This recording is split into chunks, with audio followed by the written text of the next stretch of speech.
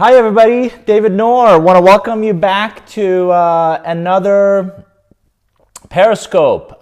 Carrie Ann, thanks for joining. It's great to have you join us just a little bit early before the 1 o'clock Eastern. Hi, welcome, glad you're here. For those of you that may be new to Periscope or to mine, I broadcast these out of my garage. I've called my happy place. This is a chance for me to get away from my computer desk and writing a book and thank you for the kind comments on the great bikes. Jennifer, glad you're here. John Morney, glad you're here. I think you win the longest distance from Dubai, or Abu Dhabi. So glad you guys are here. If you're new to Periscope, just a reminder, you can swipe right to share this with your audience.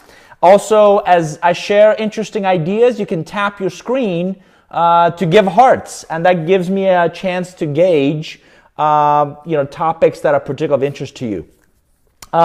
So as hoist a bike lift, hoist bikes are awesome. That's great. Thanks for jumping in. I want to make sure these are interactive, right? So I would love to hear from you. Today's session is on ways we screw up business relationships.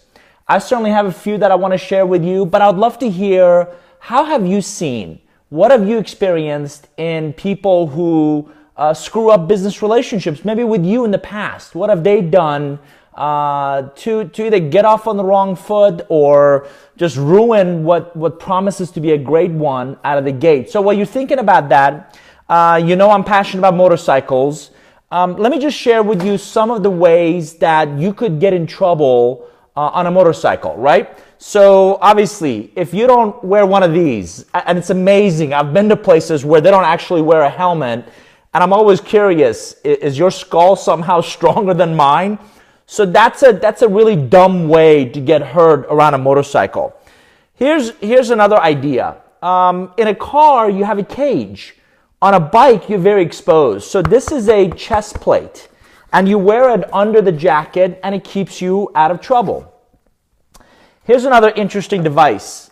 It is a neck brace, and you wear this so your head doesn't snap back in case of an emergency. And here's probably one of my favorites. It's a vest that blows up into an airbag all around me. So it's attached to my bike, and if I'm yanked off of it, it becomes an airbag. But all these great tools are really useful, but they're never going to replace your skills, your knowledge, your ability to get the right training, invest in learning and growing how to become a safe, but also enjoy riding motorcycles. A lot of the techniques you need on a motorcycle aren't natural to us. You're instinctively thinking about driving a car, and the dynamics are very different. Guess what? Same thing in business relationships. I've always believed relationships go bad with misaligned expectations. Let me say it again. Relationships go bad with misaligned expectations. You said you were going to do this.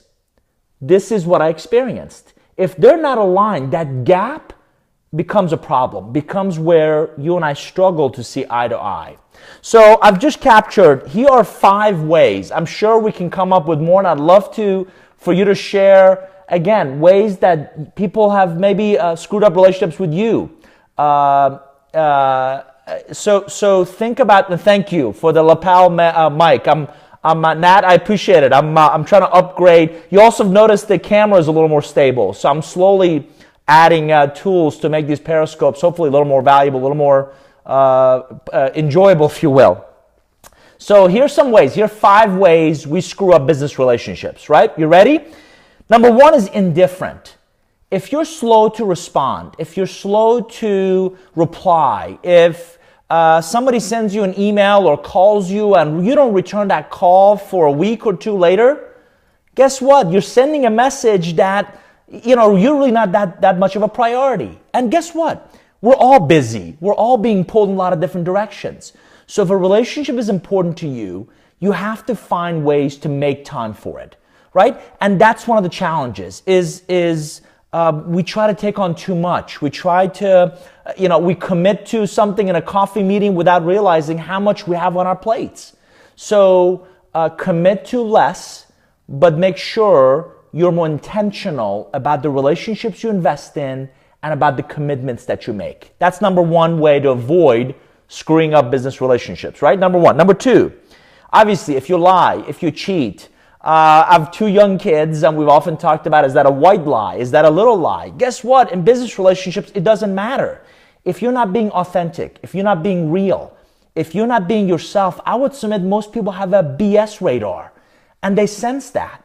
So as difficult as sometimes the truth is, you have to find ways to have the courage to say, listen, I screwed up, or I apologize, I forgot.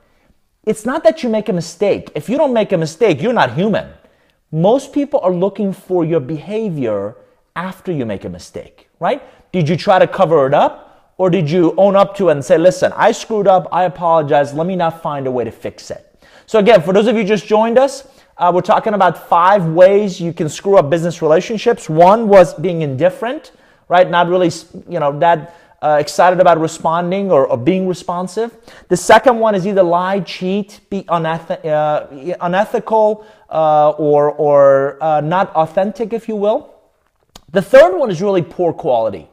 I'm a big believer of every business relationship interaction. You have 2 options. You're either going to enhance your credibility or you're going to dilute it.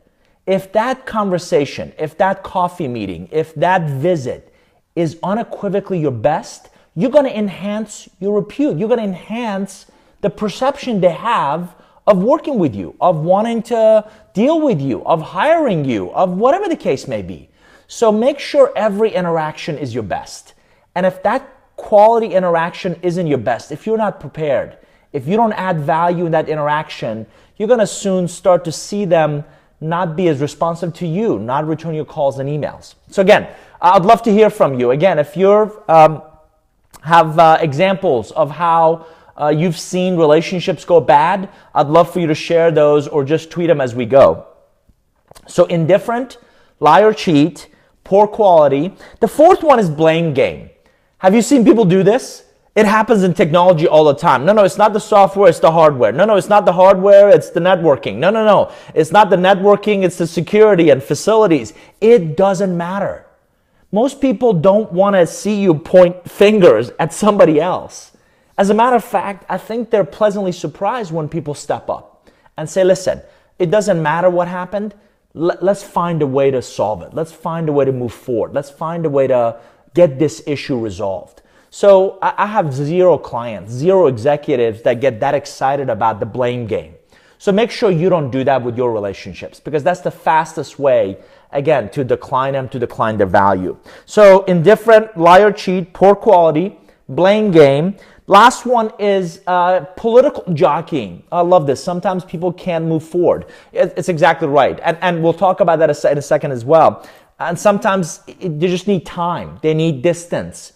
It's amazing what a great healer time is if you in fact screw up a relationship. And we've all done it. I'm guilty as charged.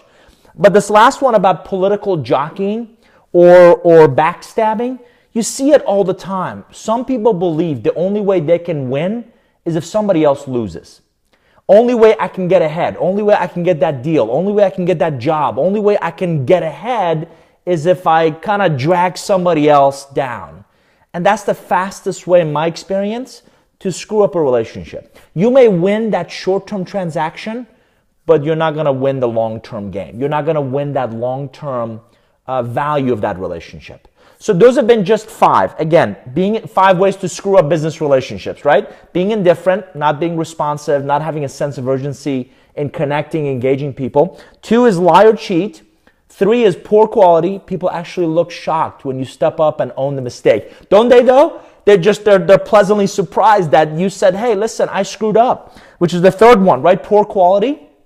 If you deliver a bad call or a bad visit or a bad report or proposal or spreadsheet or whatever it is, that poor quality is one of the fastest ways to really dilute, if not decay and destroy that relationship. 4 was blame game, right? Pointing fingers and passing the buck, and that wasn't me, that was somebody else. And last but not least is political jockeying or backstabbing. So what do you do when you screw up a relationship? First and foremost, take the high road, right? It doesn't matter if you lose money or if you lose face, just take the high road. Listen, I apologize.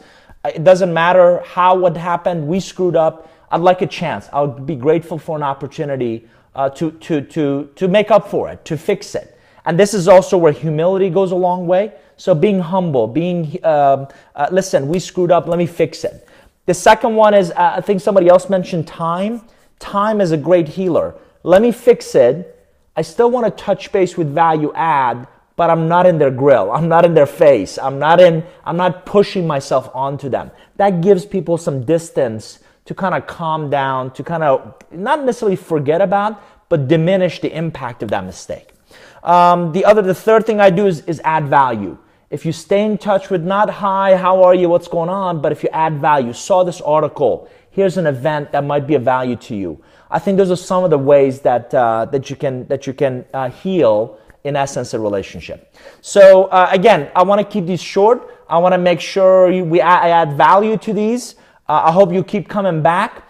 Unfortunately, next Tuesday, I'm going to be on an international flight, but please come back. Stay tuned for my Twitter account, and I'll update you on subsequent. We've got the next month's calendar of these ideas put together. So I hope you'll keep coming back. And by the way, remember, whether you watch it live or afterwards, tap hearts for things that were value to you. And of course, you can also swipe to share these with your relationships.